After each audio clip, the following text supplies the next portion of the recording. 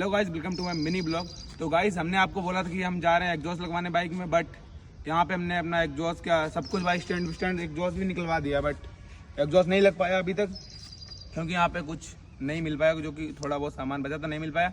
तो आपको हम एग्जॉस्ट निकलने के बाद जो भी बचता है ना बैंड बाइक, उसका एग्जॉस्ट मतलब साउंड सुनाते हैं। ठीक है, दूसरे फोन से वॉइस रिकॉर्ड करें जिससे अच्छे से सुनने को आपको मिले।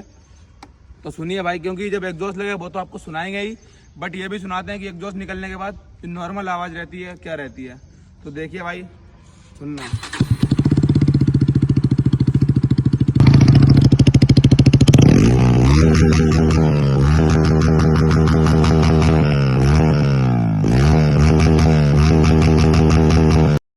तो भाई आपने आवाज़ सुनी भाई, क्या लाउड आवाज़ आ रही है। क्योंकि अगर भाई जिसके पास एग्जॉस्ट जो मतलब नहीं ले सकता है भाई, अंडरवेल ही निकलवा दो भाई। एग्जॉस्ट का एग्जॉस्ट से ज़्यादा आवाज़